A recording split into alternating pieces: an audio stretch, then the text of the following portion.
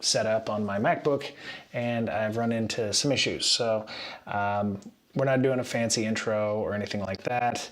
And good. All right. Well, at least we're streaming. We're streaming on both YouTube and Twitch right now, and my MacBook is holding at a pretty decent clip. Everybody can hear me, and I can see the output. I can see the output when Mr. Betcher and Mr. Berlin say something. So, hi everyone. It's Brian, Mr. Berlin, Mr. Betcher. First episode of 2025, and we're actually like almost through the first month. So wow, we are. Yeah, we got a little busy with life, and so speaking of that, congratulations, Miss Berlin. I think you're in order. That's usually what happens when somebody gets. Maybe you should tell people. I don't want to ruin the surprise. Which one are we doing first? Which one go first? Well, I think we'll do the job thing first. Okay, we can do the job thing first. All right, yeah. So I got a new job. It feels like I've started my career over again. So that's great. That's cool. That's cool. It's very challenging. So I'm senior product manager of cybersecurity. Awesome. At Blumira, and I feel like I've been doing product for a while. Just no one had to listen to me. Oh yeah. Well, yeah. I was just indirectly doing product a lot because I would regularly meet with designers and engineers on products that I wasn't involved in, and help scope it out and plan it and that's cool. deliver it. Right. When I was not even on an engineering team, I was just, I was just leading the detection engineers, which is different than like actual development work. I just wasn't being paid to do that. So now I'm being paid to do it. So, yeah. Well, that's cool. Well, you and I had talked about that when. There was a book. I think y'all were learning to. Do you have a link to that book so that people can? Because aspiring product managers like myself would like to, see that. There was a couple other books I've been scouting out for product management purposes. Or, I know that there's no. I don't want to say there's no proper way to create a product. There are frameworks probably, from 0 to 1, and they have all these kinds of things, but it's like, just like Agile, nobody really follows that to the letter. So there's, some people want to jump, I just want to build something. Boom, I've got code and boom, ship it. But there's an actual process and ideation and going from 0 to 1 on that thing. Yes. And this book that we're reading is specifically for product managers. It's called Inspired: How to Create Tech Products Customers Love. Okay. And it's really good. I like it a lot. One of the things that I constantly, day after day now, catch myself doing is I was always very good at solutioning. Okay. Because like as a detection engineer, like, we don't detect on this thing. We need to detect on this thing. This is what we're going to do that. Right. Like it's very cut and dry, like other than strategy. It's a very cut and dry, like ABC process. Cool. When you're doing product management though, I really like how they talk in this book about falling in love with the problem. Yeah. So you're very problem focused and like trying to find all of the problems that the customers or potential customers are dealing with. Right. I find myself many times trying not to design the solution first and trying to describe the problem better. Okay. Yeah. I think a lot of people fail that. Like, what is the solution our problem is trying to solve? Right. I think a lot of our industry is, here's the solution. Well, what's the problem? I don't know. We'll figure it out. Yeah, a lot of people don't know it. Right. It's like we have a floating toilet seat. What's that? Yeah, what's that solve? We don't know yet. We'll figure it out. Who knows? Yeah.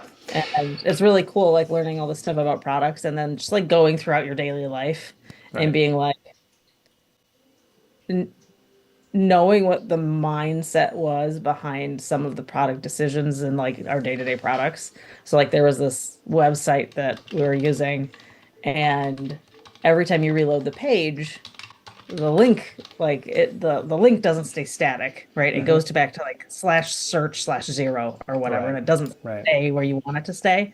But on the page, there's a button that says copy link.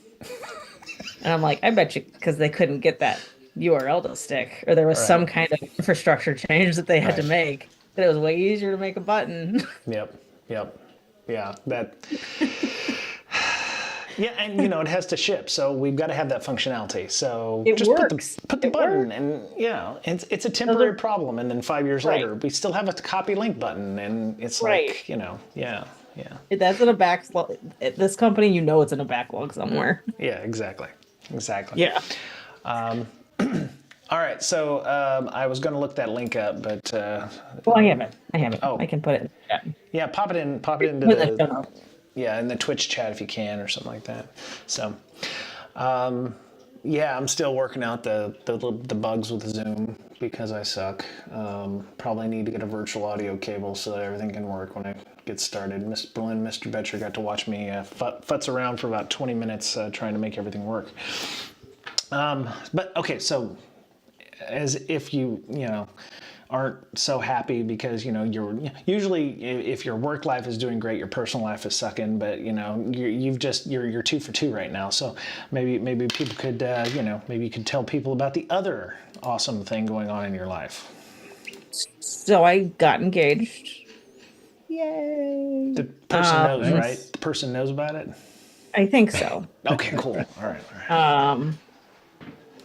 From somebody that swore that she would never get married ever in a million years again. Oh, So it's gonna work because that's cool. otherwise I would have never said it. But you've met him, so Yeah. you're a cool guy. Yes, I have met Matt in the flesh. We've had, He's real. He's a real person. That's right. That's right. He's not from Canada, where Right. he comes down. My girlfriend for the longest time was in Canada before I met my wife, Exactly. and it couldn't y'all can meet her when she comes down, but They she go to can't a come different down. school. Yeah, they're from different schools. That's right. That's right. I actually picked up the audiobook of that on the 17th, so I've got that. I'm going to add it to my list when it's going to be the next thing I listen to. So, but anyway, so engagement is great. Yeah. Weddings are expensive, so it's gonna be like a year and a half before we actually get married. Ours cost like $100. We went down to the Justice of the Peace in San Diego County Courthouse. We paid for the Sure. deluxe package, and then we went out. I think, Both our first weddings sucked, Oh, so we want to do it right this time. oh. So sucked like it was a disaster, like the ice sculpture I- melted, or One was he eloped. okay. Mine, like, it was a dry wedding, and I made all my own food and it was like a potluck with 50 people. He Okay. reused his first wedding ring. It was not great. Okay. Lots of red flags. I was young and stupid. Now I'm Yeah. older and a little less stupid. Okay, So so you don't want to just run down to Vegas and have Elvis marry you. Y'all want to do it upright. No. And okay. yeah. All right. Well, I'd like to have you know that I am available for weddings and bar mitzvahs. If I am ordained pastor and minister from the Universal Life can- Church and have been for We can several do a years. podcast like in between That's the right. ceremony of reception. That's right. If it had been during Right. COVID, I could have virtually married you here. It'd have been like, Matt, do you? Yes. Right. Amanda, do you? Exactly. Exactly. Right. But, I don't mind, I became an ordained minister of the Universal Life Church because I get really great parking at hospitals. So that's really nice. Right. I just put my little Yes. placard on and it's boom, oh, sorry, Pastor. Yeah, no problem. No problem. If you wear the neck thing, they'll let you like bless whatever you want. Oh yeah, and if I didn't have such, eye problems, I could probably do brisses and stuff. So that's cool. So. Oh no. Don't worry, I got my knife around here somewhere. So, yeah, no, I'm very happy. I'm very happy that everything's going on. Matt's a great guy, and just glad to see so much success for you. So, Yeah, thank you. yeah, it's awesome. Now next win in the lottery or something. Like it comes in Right. threes, I think. Oh yeah, Well, if you win the lottery, Right. keep us in mind. Make a slight donation to the Break Sec Oh, sure. Education Fund or something. That'd be Yeah, great. definitely. Yeah. Definitely. All right. So, well, Mr. Betcher, you getting married or you got a promotion or anything? No Nothing. babies. Nope. No Sadly. babies? No babies? No? Nope, just cruising. Hey, Miss Blinn, maybe that's the third thing. No. The rabbit died. No. Oh, No. are you sure? I mean, our cat rabbit died, but that's different. Oh. Yeah, my cat's not doing so well, so. Yeah, Q-Tip, he's going through a rough patch, and I don't think that rough patch is going to end well. So we're gonna rough be patch is gone. talking to the doctor about next steps here. So probably the final steps. So it'll be a rough probably next couple of weeks for us, but he's 15. He's given us a lot of love, so we'll try to send him off as best we can. So, They're but cat undertakers. they actually, the last time we had our cat Legolas euthanized in Austin, they had an in-home euthanasia group, and there's actually a couple in San Diego that do them and come highly recommended. So, last thing we wanted to do was to take him to a vet, which he never liked the vet. So, we're We did gonna. the whole cremation thing. Yeah, they do the whole thing, and we'll spread his ashes out the backyard or something like that. So, yeah, but yeah, Q-Tip, he's doing kind of poorly. So, we're gonna see if he's truly in kidney failure, and if so, we're gonna make sure that he's no longer suffering. So, but such is the way of life. I wished we treated humans as well as we treat our pets with regards to the end of life decisions, but it is what it is. So, all right, well, I picked 2 of the 16 things that we have on our list. We're not going to go through all of them. Some of those I'll save for like next week. But anybody have something they want to talk about on the list? I have things of all types here. There's a lot of stuff on the list. I know I tried to find stuff of various types, CTI stuff, VPNs. The job market hiring thing. Yeah. Danny Akaki? Yeah.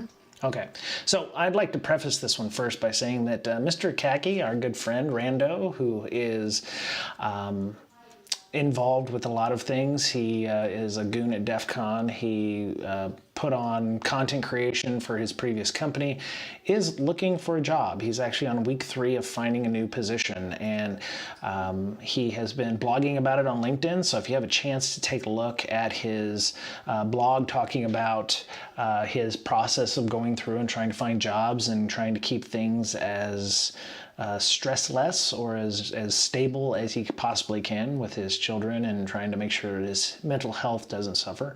I would go take a look at that. Danny Akaki is good people, and if you are looking for someone, I would suggest reaching out to him. He definitely is somebody that you should give more than a second look with regards to finding things. So Danny, we're pulling for you. Not everybody is going through a rough patch right now with the hiring stuff, so please make sure you take a look at that. This is not the first time we've talked about cybersecurity hiring being deeply flawed. This is an article from Tyler Farrar on CSO Online. I don't know if InfoSec is the problem with regards to. Oh yeah, I learned this. For some reason, the OBS does not like me using Control-C, Control-V with copying things into a text box. I don't know, so I just popped that in there. Or if every industry is having problems with hiring, but I see it a lot for us. I mean, project managers feel like project managers are project managers, but security is a vast, a huge, wide and deep industry that, it's rough. And so I actually read through some of this. They were talking about the ghost jobs. Automation hasn't helped the process. I didn't know they called ATS application trashing systems instead of applicant tracking systems. That was pretty nice. I just know the last time that we were hiring, Right. we were dealing with a lot of fraud. Fraud in what way? In the resumes and people that actually made it through to actually get real phone call? interviews. Oh. Yeah, they were foreign, Oh. non-foreign names, pretending like they were not foreign, but actually coming from foreign IP addresses Right. Right. and using ChatGPT to answer all questions. Okay.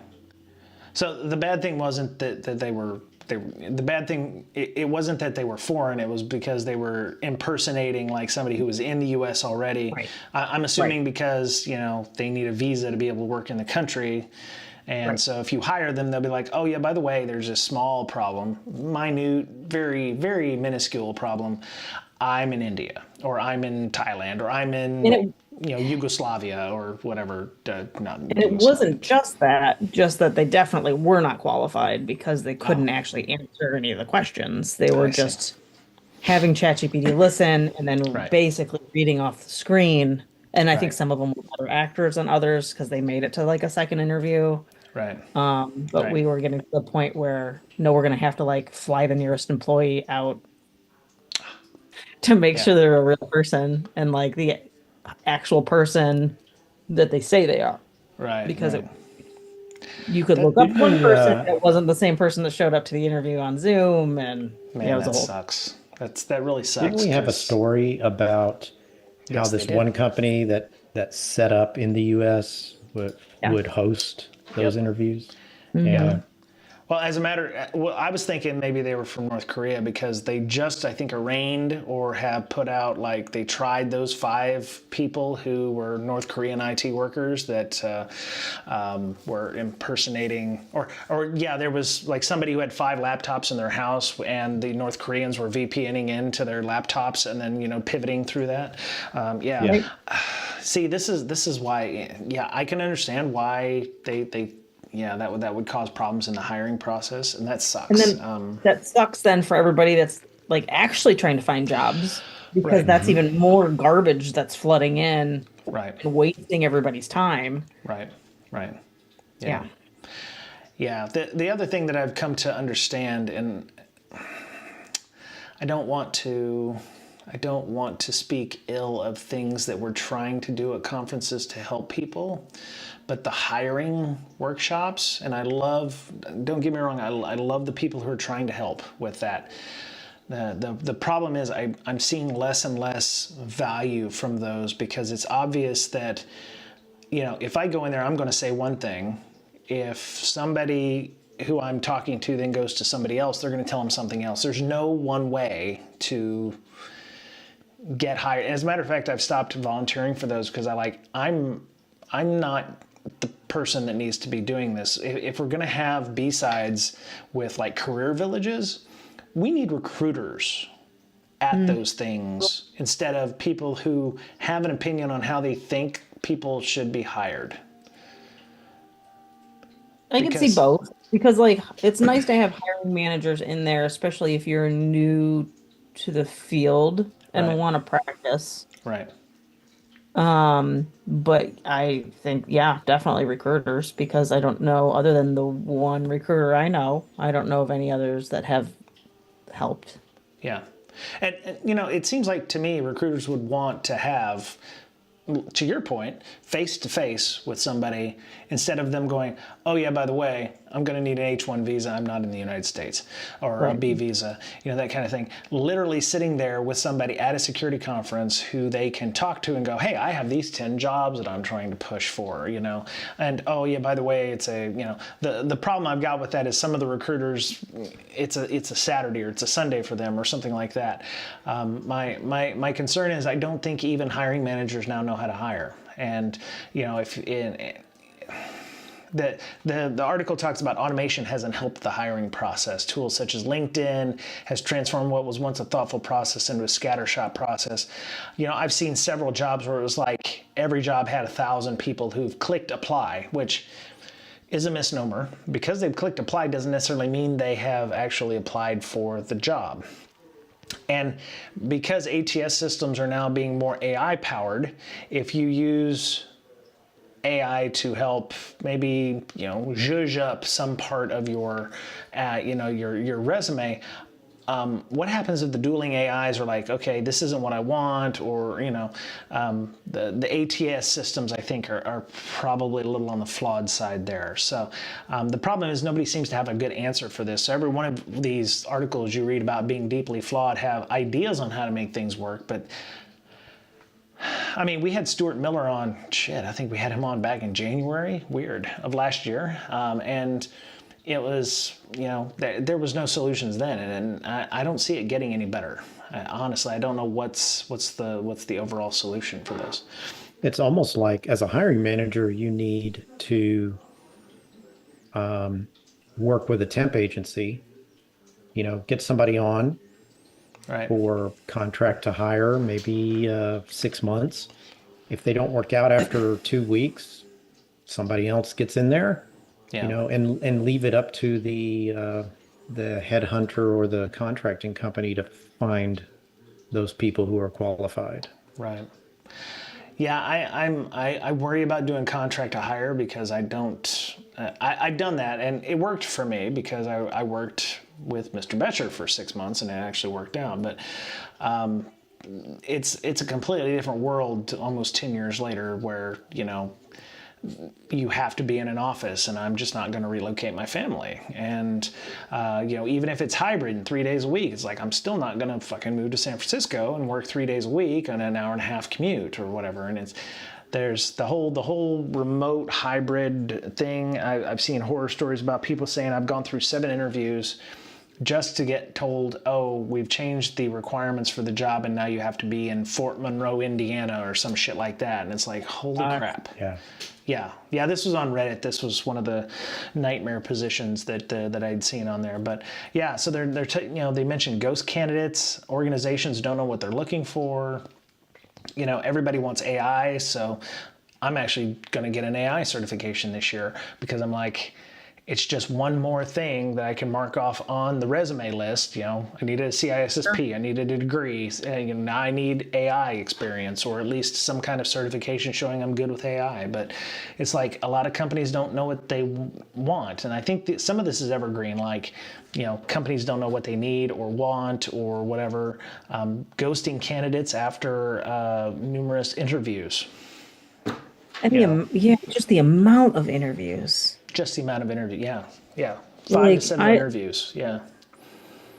Yeah, I had a lot of arguments when back when I was on a team that was doing hiring that we're losing out on good candidates because the good candidates are in high demand. Right. And when you are forcing people to spend 8 hours total a week. Yeah. On interviews, this is ridiculous. I would never. That's so much time. Yeah. I understand it should be worth it on both parties' ends. But I've hired so many good people over a conversation. Yeah. That. Yeah. It doesn't always work, but I mean, it's worked almost more than spending all of that time and effort of all of those people, from right. All of the different people, and coming up with, similar answers. I don't know. The one, I mean, in my current place, when I got hired there in 2021, it was 6 hours of interviews spread out over 2 days. Cause I was told them, I was like, I'm working at my current job. I can't take a whole day off just to, and even after 3 interviews that day, I was just like, that kind of thing. It was rough. I can't imagine. And I get it. Every company feels like they want to be, the company I kind of work for, and they're like, oh, well, you need to have 6 hours of interviews to find out if somebody is correct. It really should be. You're not going to know for 6 months anyways if they're actually, it's like a relationship. Right. Somebody can fake being a good employee for 6 months. Right, kind of stuff. I think still, if you're not, if that person isn't working out, or you can get feedback from folks, and yeah, I would have never gotten hired here if we had the same practices. I'm just saying, it was like a lunch. We had a lunch. I never even turned in a resume. It was fantastic. Right. Yeah, well, that's cool. The one thing that gets me about this article from Tyler Farrar, he says he's the CISO at Nextracker, CEO and co-founder of Stacking Bytes LLC, and an advisor on go-to-market strategies for cybersecurity companies. What is hiring like at his company? And would the people at his organization agree with his article? Right. Whether or not, do they ghost people at his company? And I would love to apply for a job at his company and find out, okay, looks like, looks like he ghosted me. Okay, well, thanks CISO for, practicing what you preach there, where your company has just ghosted me on something. But yeah, I've been there. Like, you write an article about something, you're like, these are my beliefs. Right.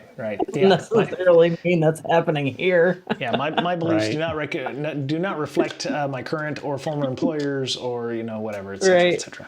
The other one I love is when you apply for the job and then you immediately get an email saying, yeah, you're not good.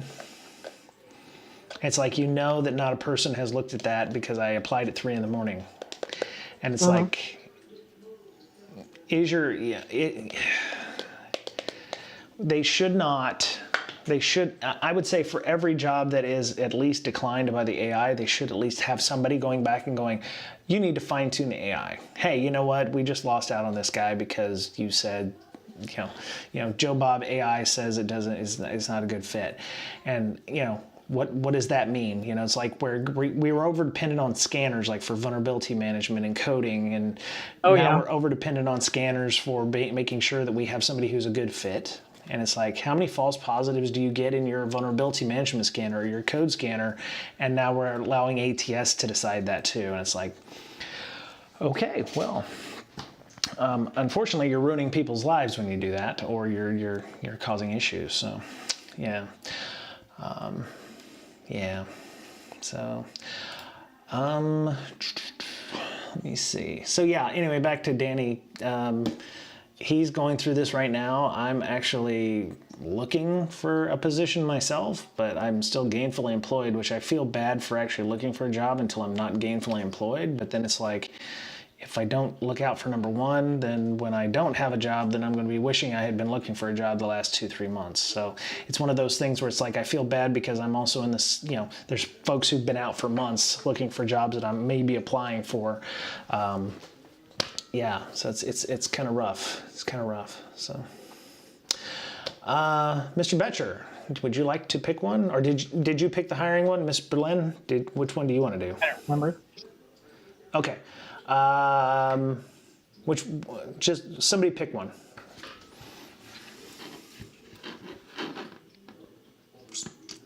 Okay. Well. Oh, go ahead. No, if you have one, I've got them all. I mean, the United Healthcare breach. Oh, yeah. How about that one, huh? I'm still, I mean, I know my doctor's office is still reeling from that. Yeah. I don't know if I remember, I don't remember if I talked about it on the podcast or not, but I had gotten a bill from my doctor's office for like $900 or something. And I have to go like once a month or once every 3 months and get labs and stuff. And I'm like, I haven't done anything. Like, what did I do to like get a $900 hospital bill? Yeah. And I guess just for the longest time, because United Healthcare was impacted, and that's where like billing goes to eventually. Right. That the bills were just not being sent out for over a year. Ooh. Jeez. Ouch. So like I thought I was up to date and had paid everything. Right. Because like my HSA showed that it was all paid, but it was submitted. It was just never got paid. Yeah. So like I got this huge bill, and I think it took like 3 weeks for them to call me back because I had a question like, where'd this come from? Why haven't you been getting my payments? And it took them 3 weeks to call me back because their offices were slammed with phone calls. Oh yeah. So back in last February, so this is almost a year from this, and this article came out on the 24th of January 2025. So United Healthcare, when you get ransomware, your reports in the media and the PR is like, oh, you get the whole stages of customer data was hit, and then like 2 weeks later, oh yeah, some customer data was hit, and then finally you get the real report where they're like, oh, we had a couple million people get hit, our bad. Here's some free credit monitoring. They've added a new phase to this. They're like, oh, it was even worse than what we had originally thought. So almost a year later, United Healthcare confirmed the ransomware attack on Change Healthcare affected 190 million people, fully almost 50% more, or 100% more than, no, I'm sorry, it was 100 million originally, and now another 90 million just happened to, shake out when they shook their infrastructure. And so now nearly 200 million Americans have been affected by this, which is 2/3 of America apparently use Change Healthcare or health plans in some way, shape, or form, which is interesting, considering they are the largest healthcare provider in the country, I think. But yeah, 190 million people have been affected by U.S. health insurance giant now. So Tyler Mason, Change Healthcare determined the total number is approximately 190 million, plus or minus some variance thereof. Vast majority of these people have already been provided individual or substitute notice. Final number will be confirmed with the OCR at a later date. Now, Office of Civil Rights, for those of you who are unaware, works with the Health and Human Services Group, and the OCR was created to hold hospitals and healthcare systems accountable way back in starting like 2012, 2013. I was part of some of the original audits of hospitals for meaningful use and high tech, which was securing your EMRs and healthcare management record systems, which, was the idea was if you don't hit these audits, they're going to withhold Medicare and Medicaid payments. They were going to fine hospitals and healthcare systems for non-compliance of HIPAA and HIPAA violations. So OCR is supposed to have teeth with regards, the idea is it's one of the few compliance requirements that have teeth. Even PCI is has teeth, but it's you're going to take a fraction of a penny, I think, or, your transactions are going to take a percentage hit. So it was the largest breach of medical data in U.S. history as of February 2024. So it is now the absolute largest U.S. healthcare data breach in history, and caused months of outages across the U.S. healthcare system. And this is only a subsidiary. So my guess is there was some bleed over. It was an acquisition. Yeah, it was an acquisition. So Change Healthcare has 100 or so million people, and they're like, oh shit, now we've got United Healthcare in here as well. You may have to go out of, my guess is some of this is maybe you had to go to an out-of-network doctor who maybe filed through United Healthcare, or there's some claims billing or something like that. Yeah. Yeah, I think they provided services, because none of the stuff that I ever dealt with at my doctor or my hospital has ever come through them. Yeah. I mean, it obviously did at some point. Yeah. But I think that's they do some kind of third party insurance billing or something through them. Yeah. Yeah, they say they previously put the number of affected individuals at 100 million when the company filed preliminary analysis with the OCR unit under the Health and Human Services and investigates data breaches. Right. And then, so my thought is, okay, so they said, this is how much the number is. Now they have to go back to the OCR and say, oh, our bad, it's really 90 million more than that. I'm not sure. That's not a big significant number.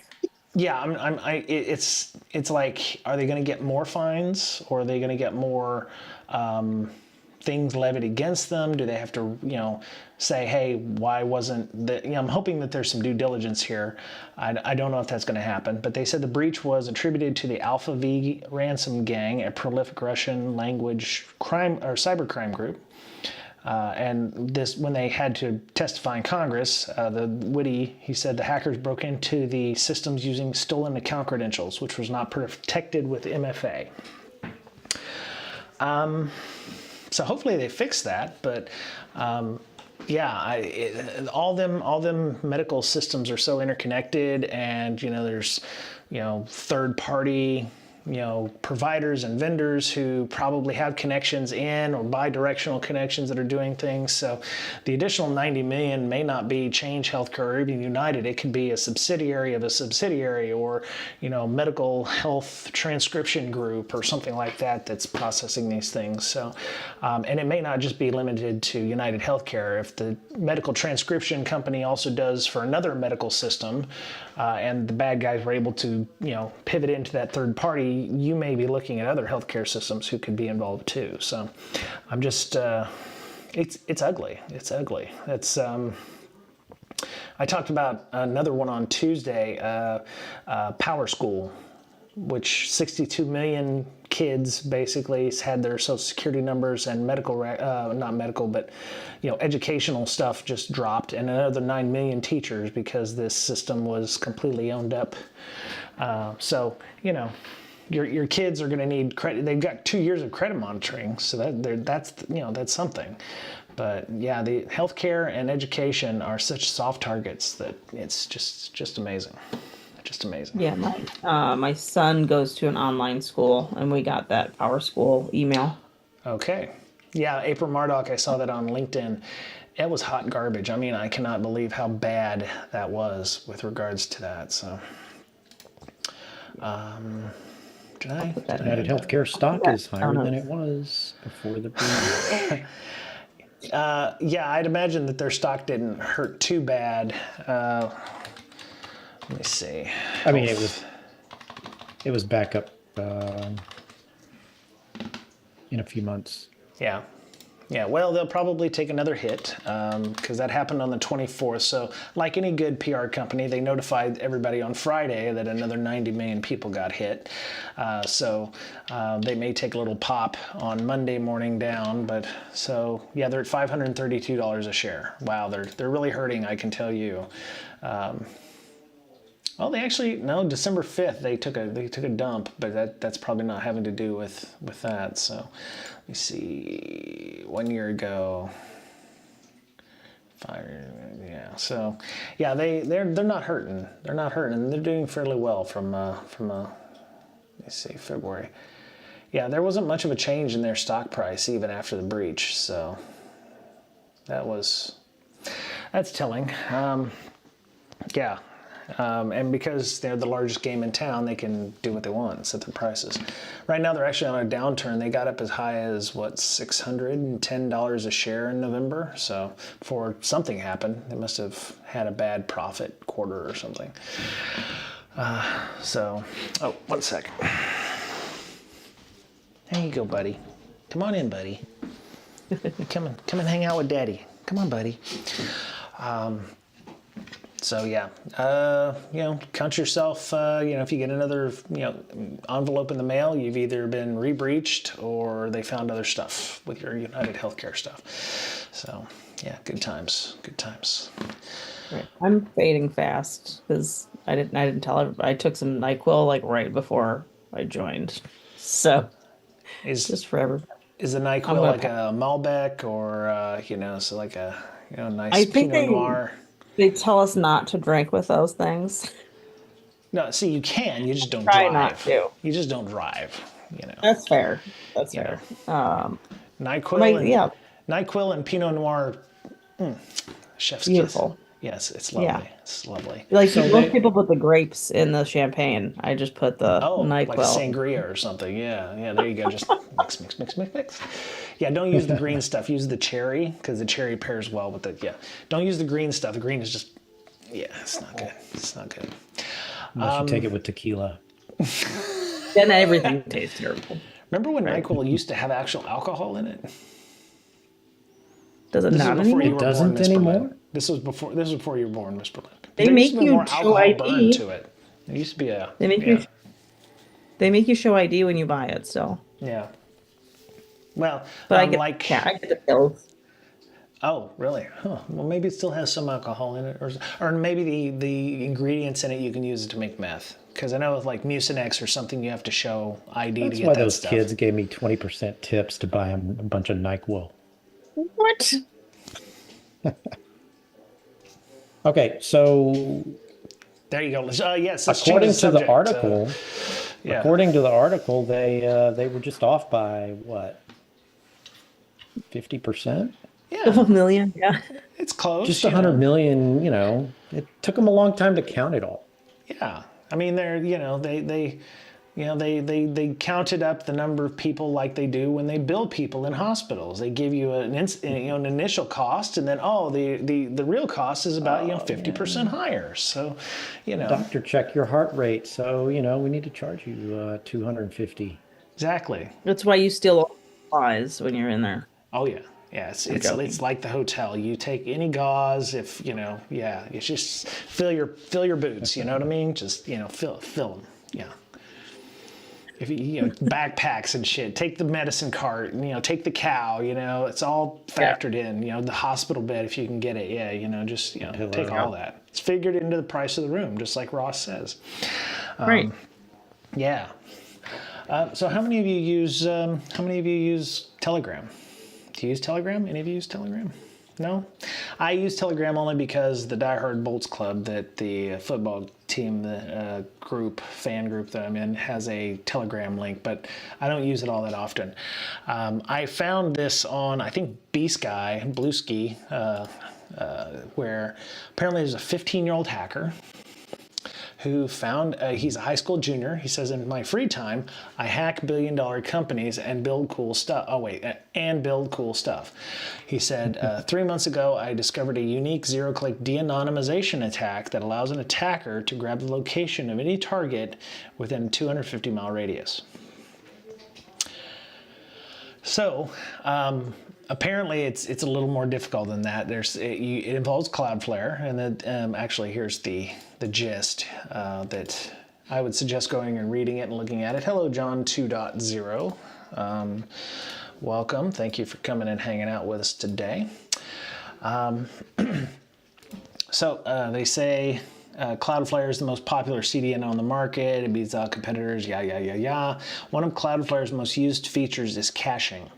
Cloudflare's cache stores copies of frequently accessed content such as images, videos, and web pages in its data centers, reducing server load, so where is it? Teleport. There was one major hurdle I had to get through. If we can get a user's device to load a resource on a Cloudflare-backed site, causing it to be cached in their local data center, we can then enumerate all Cloudflare data centers to identify which one cached the resource. This would provide an incredibly precise estimate of the user's location. So they go through and they figure out by using this. I'm thinking triangulation allows for this if you can figure out where everybody lives, but it's an interesting de-anonymization attack where somebody can figure out where somebody is based on things like Signal. So if you send somebody an image in Signal that uses Cloudflare, you can potentially find them, right? And because it shows where that image was loaded from, what data center existed. And I assume that, if there's multiple Cloudflare data centers in the area or places that Cloudflare stores those things, you can, with enough data points, you can figure out where that person lives or what have you. And it's interesting. So it's a fairly decently long write-up. There's a lot of great screenshots in there. It feels like that this may be a talk that's going to be given at DEF CON or Black Hat kind of thing, because it is a de-anonymization type attack. Cloudflare was also in the news because they thwarted a 6.5 terabit per second denial of service attack just recently too. Hello, found you through GoPro's InfoSec. Oh, okay. Was a fun surprise to see Amanda on her talk at GERCON a bit ago. Okay, well there you go. You've got a fan there, Ms. Berlin.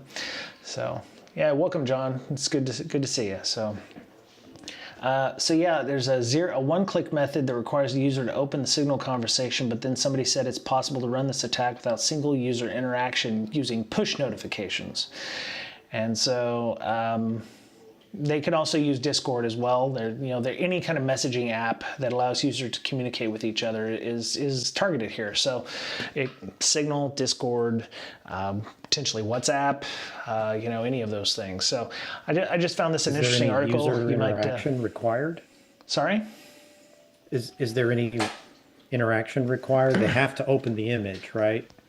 Well, apparently using push notifications, you don't need to actually do anything.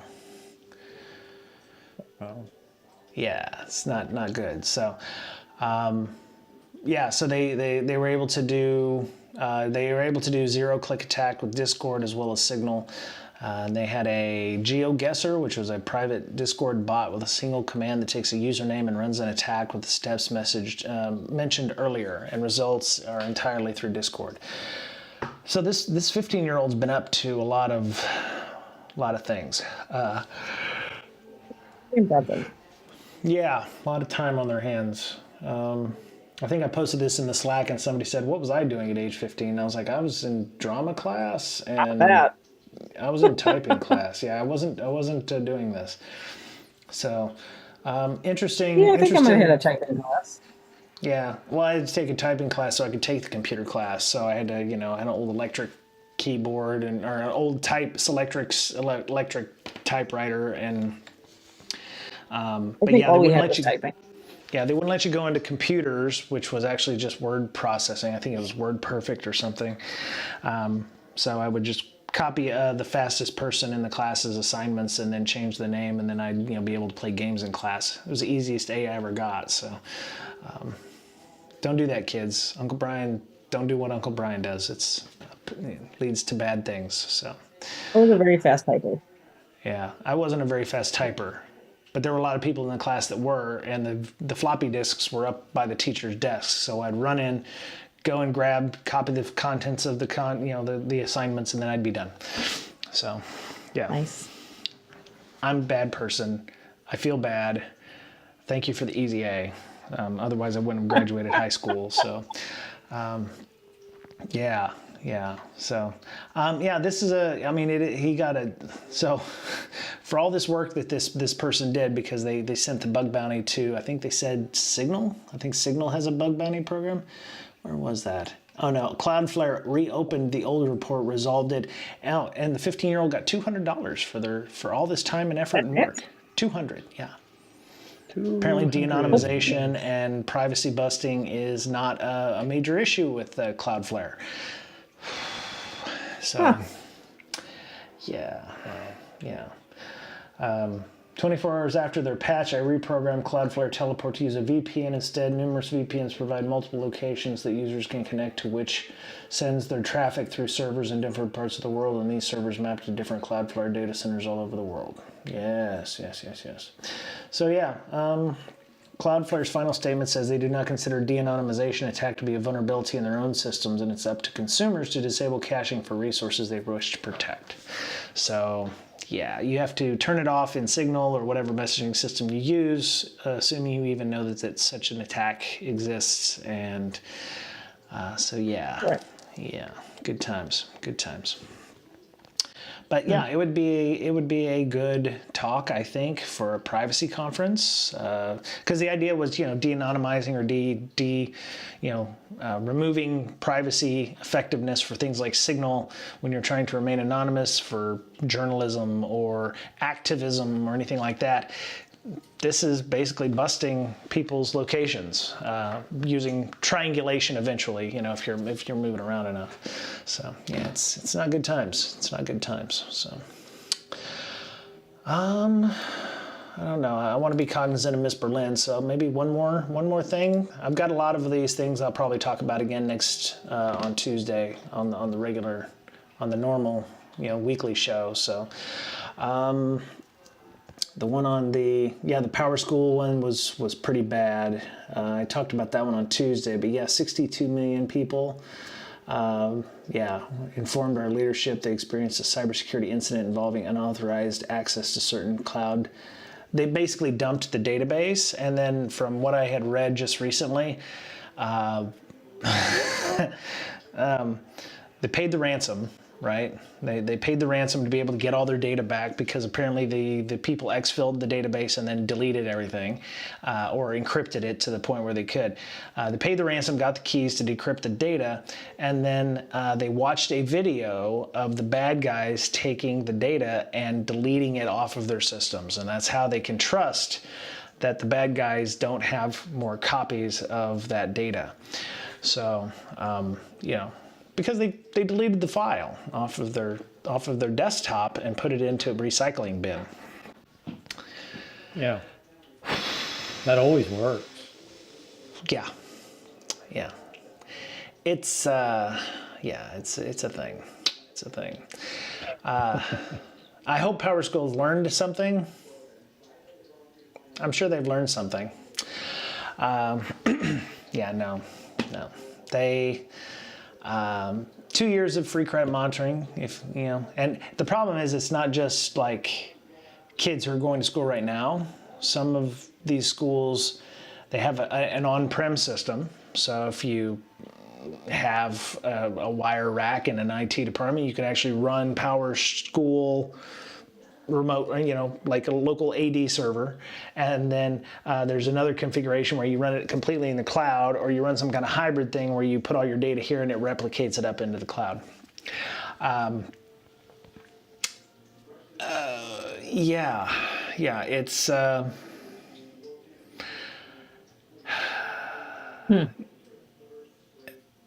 yeah, it almost feels like there needs to be an OCR, but for education. Like every school needs to be hit, or the state needs to be fined for every data breach that exists or something. I mean, yeah. Oh, my point was that it's not just for kids going to school now. It's like some schools keep their student data year over year over year. So if you're a 19, 20, 21-year-old in college, your social security number and all of your local data has been breached. So, Storage is cheap. Yeah. Too cheap. Yeah. So, yeah, I was hoping I think my daughter didn't have to deal with that. I think she was on another centralized school record management system that will be breached next week, probably. If it hadn't already been. There's a lot of shit in there, including teacher data. Like 9.5 million teachers got breached as well. Their social security numbers, because it's attendance, it's tuition, it's grades, it's all that important data. And they said social security numbers, something grades, and I was like, who gives a shit about the grades? It's like social security number and tuition and payments and stuff like that. So yeah, it was really bad. So. Let me see, one more here. MITRE, so dark reading, MITRE simulations. I'm gonna dip out. I'm gonna let you guys stay because I feel terrible. Okay, Miss Berlin, you have a good night and take care of yourself, and congratulations again on all the good things. And we'll catch you next time. All right. Thanks. All right, All right, bye. Bye, y'all. See ya. Bye. Okay. Oh, I see Mr. Betcher. I made these overlays earlier with Mr. Betcher here, but there you are. Hello, sir. We'll talk about one more thing and then we'll cut it. We'll cut it tonight. So there we go. Okay, there you are. You're so pretty. All right. Forehead stream, exactly, John. Yeah. So, I was looking at. Let's see. Which one do you are you the one selected on the Malware Jake thing on Twitter? Or is that Miss Berlin? I don't know. Must be her. Okay. Well, all right. That's a good one. Maybe needs to start saying no again. Oh yeah, I actually like that one. Yeah. So what was it? Where did I put that one? Yes, you mentioned dark reading. So yeah, dark reading. There was an article, I think it was a think piece by, there it is, Joan Goodchild, contributing writer. Security needs to start saying no again.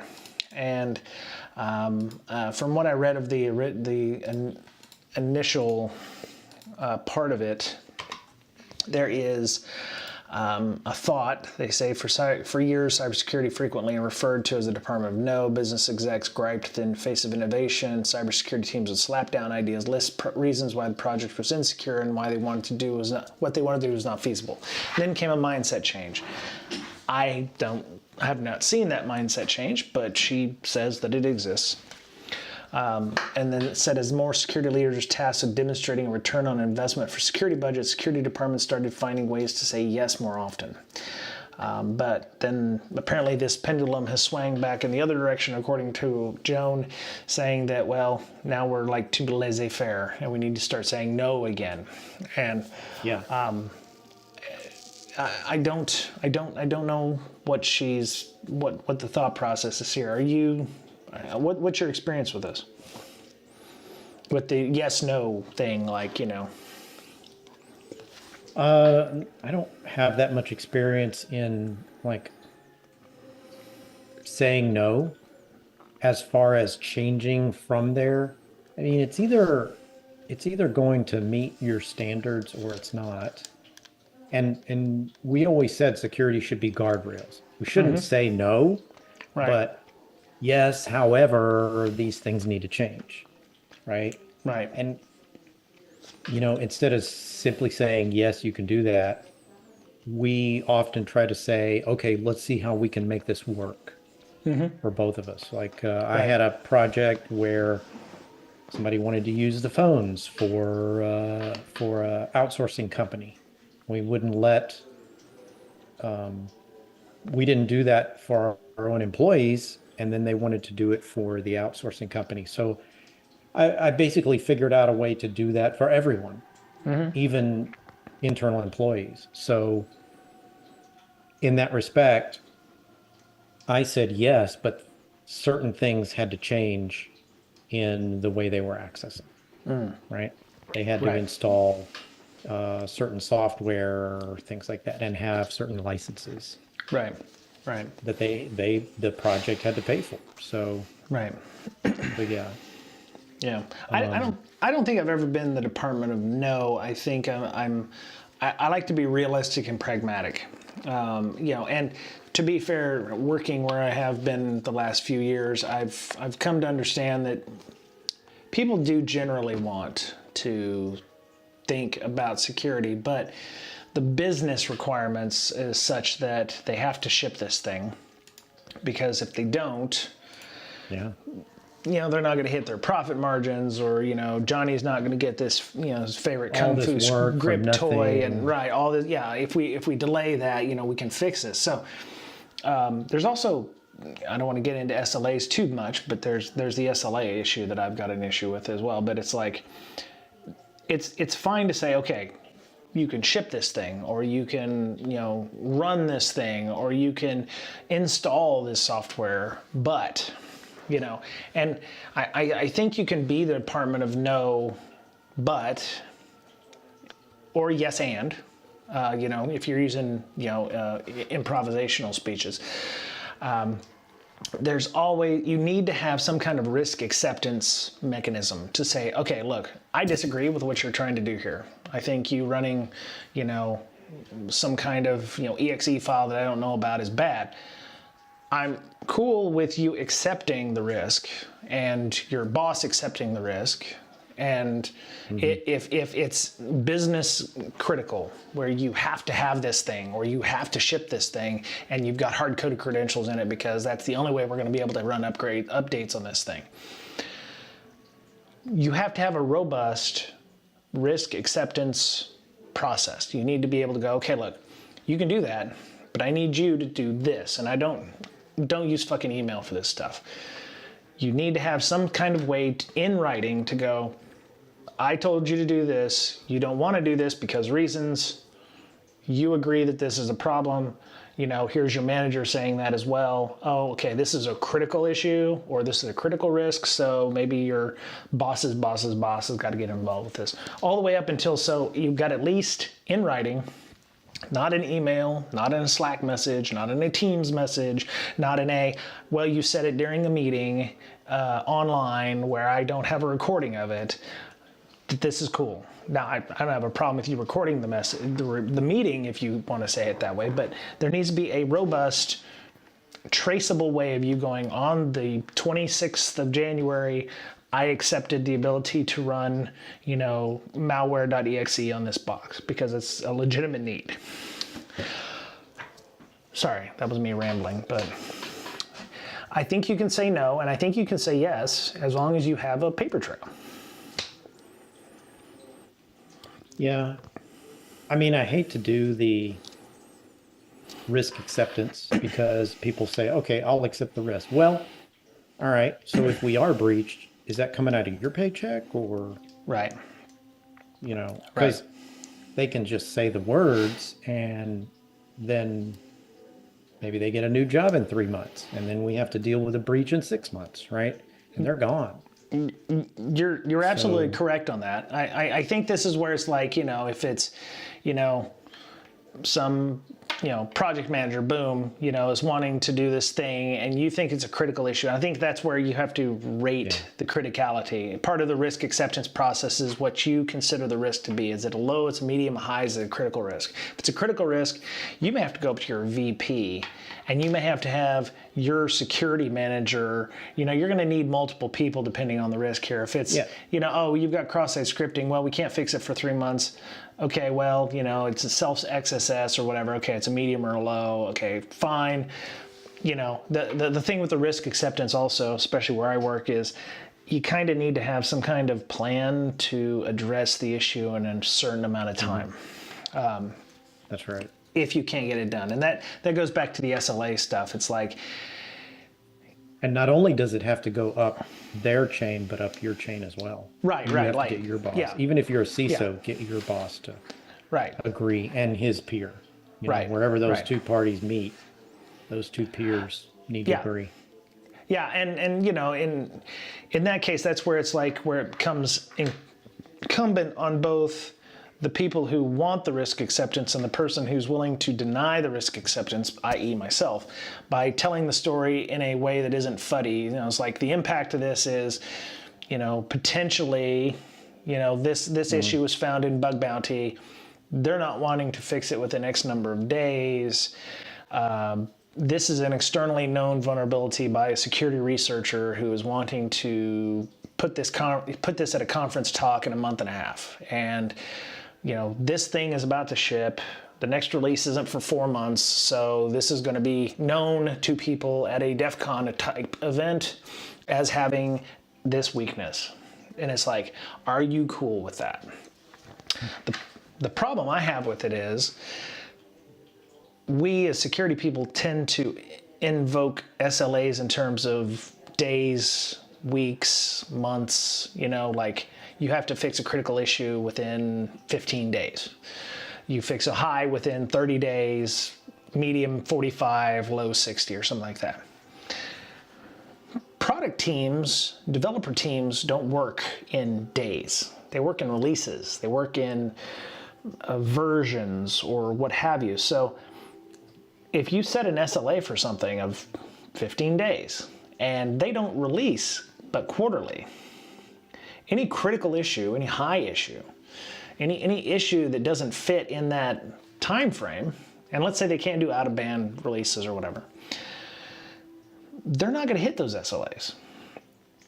So why make the SLA something that isn't compatible with how the development teams work? Yeah. And that's something that I think security people don't think about when we're implementing these kinds of guardrails. In this case, to your point, a guardrail. It's like they would have to have some emergency release plan though. Like if you have a system outage, they gotta stop, drop, and roll, so to speak. Yes, I would say it would be helpful to have some kind of out of band or break glass or something like that where it's like you can push that update. But again, you have to wonder because there's a release cycle, right? And they have a 25-step process, whatever. How many of those 25 steps can you bypass in a break glass function to release can you say, well, we can do 1 and 2. We're going to skip 3 through 12, and we're not going to worry about QA, and then we're going to release it. And then it's like, well, when our forcing them to do a break glass or an out-of-band release breaks the thing even worse, we're automatically the assholes. Security told us we have to... judgment call, right? Right. Security told us we have to do this. We did it, and we broke not only the one thing, but we broke up 5 other things. So it's like... It depends on what your policy is, right? It is if your dependent security on policy says 15 days, it's 15 days. Hey, I don't make the rules. The rules are there. It's in the policy. I'm going to have to call you on that one. Let's say we make the security policy, but we make it in an uninformed way. What if our security policy doesn't make sense? Why are we holding ourselves to an arbitrarily created SLA? And why can't we change them when they don't make sense anymore? Well, we could, but Who the says problem 15 you're going to run days? into. Who says 7 days? The problem you're going to run into is, okay, so you have customers, right, who pay you money for your services. Sure. Right? They also expect you to have gold-plated billion-dollar security on their data as well. Mm-hmm. Sure. Right? Sure. So they expect you to uphold those industry standards, which says it's critical, 7 days, 15 days. They expect that. Industry standards. Which industry? Industry standards, NIST, ISO, PCI, SOC 2, those types of standards. Those are not binding though, right? NIST is a suggestion. ISO is a suggestion. Now, if you are trying to go for an ISO certification, then yeah, that makes sense. NIST is a framework. Your policy, if you're ISO, your policy has to read 7 days for a critical. Right. Yeah. ISO is all about your policies, your documentation, things like that. They don't go in and ask you for your for proof, right, of your incident response plan working, or proof that you did a pen test. But they look at your policies, right, and make sure that you've written everything down and it is signed off by the right people, things like that. Now, to your point, you could be correct. If you are touting to people, hey, we're NIST, 800 dash whatever certified or your whatever. Your customers require all that. Right. If that's a requirement, that may be something that could be fixed. But if you're making these security policies, you have to make sure that your product teams can actually hit these. Like if I say, if I tell you tomorrow, hey, we're going to implement an SLA where, you got to push that out in a day, your dev manager is going to look at you and go, okay, sure. We'll get that done in a day. 5 days later, when you don't have it out in a day, now you look like a dumbass and the dev manager's like, hey, I told him, it's not going to work. Right. Well, that's when we can say the sky's going to be purple tomorrow, and we know it's not going to be purple, but you could say whatever the fuck you want, and it's not going to happen. Yeah, well, that's when you say, okay, we want this new customer. Let's say Amazon is coming and they want our product, right? And Amazon says, if you have a critical vulnerability, it's got to be released the patch has to be released in 7 days. And so you go to then you tell Amazon, well, based on our development pipeline, we can't do that. You're going to tell Amazon, sorry, we can't abide by your security rules. Or is the dev manager going to say, okay, we'll do it. We'll find a way. Now, give us the 100 million, right? And I think that's where, before you accept those guidelines, and you're right, it's like, hey, it's Amazon, so we're going to be browbeat into pushing out these things. I think those are where you need to have these kinds of conversations with your development teams and go, is it feasible even to do that? And the sales team too. I mean, are they selling these? Right. contracts in such a way that they're abiding Right. by these guidelines from Right. the customers themselves, Right. and the customers are just pulling them off the internet, Right. or Chat GPT or whatever they're doing. Yeah. They're saying, hey, and then you have to kick it back and say, well, we're ISO, we're SOC, we're PCI, Right. we're HIPAA, and just say, these are the standards we live and breathe by, and Yeah. go fill out your own questionnaire, right? Yeah, yeah, and I'm coming from the product side of this, not necessarily like an uptime thing. If you are touting the fact that you've got nine nines of uptime or something, and you don't hit 9 nines of uptime, yeah, you're going to pay that because the expectation. Yeah, the expectation is you're gonna get dinged for that, and you should have controls in place for high availability, super high availability, and if it's 9 nines, 7 nines is usually the industry standard. Last time I checked. About 5 nines. Is it 5 nines? Okay. Yeah, it's something like 13 minutes or something of downtime or something. But yeah, 5 nines is probably a bit more manageable for some teams or from small or medium business. But yeah, I just back to that Department of No thing. It's like, you can do this thing, but it's going to cause you these undue problems, or this is going to cause us to be in breach of an SLA. If you don't deploy this on the next build cycle, or if you can't get this out in 5 days, or if there's a risk involved, in that. Yeah, I would to your point, the risk acceptance needs to be robust, especially for things like SLAs or if it's customer impacting or what have you. And depending on the impact, I think, versus severity or criticality, you need to have it in writing. You need, like I said, emails are garbage. Emails can be forgotten, they get archived, they get deleted. But there needs to be some kind of record somewhere, because lawyers love that stuff. When your legal folks are like, well, where did you accept that risk, or where did you say that was an unacceptable risk? They like it in a paper format or in some sort of format that can be easily gathered, like a record keeping system. So, yeah, I was actually suggesting to a friend of mine, because they were running into something similar, that you base it on like their next release. So if they release quarterly and there's a critical issue that affects a product, whatever the next release is, whenever that next release is, it has to go into that release. Yeah. If they've got 10 features already in there, and it's like, oh, hey, we got this critical issue, you need to fix that, and it needs to go in here. And they're like, oh, we got these 10 things. Something's got to go, right? Dark mode, kick dark mode out. You'll get dark mode in the next release or something like that. I was trying to peg it by releases. So if it's critical, it goes in the next release. It has to go in the next release. Or if the team is such that they can do out of band releases, it has to go in the next out of band release in X number of days or what have you. Because depending on the turnaround, it could take 2 weeks.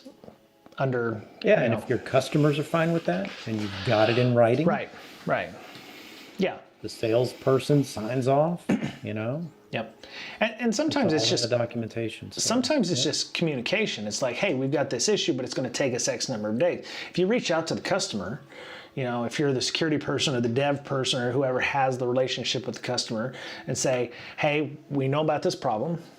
Here's a mitigation that you can put into place. Kind of like when you get security bulletins from Android and stuff. It's like, we know of this problem. This fix will be out in a month.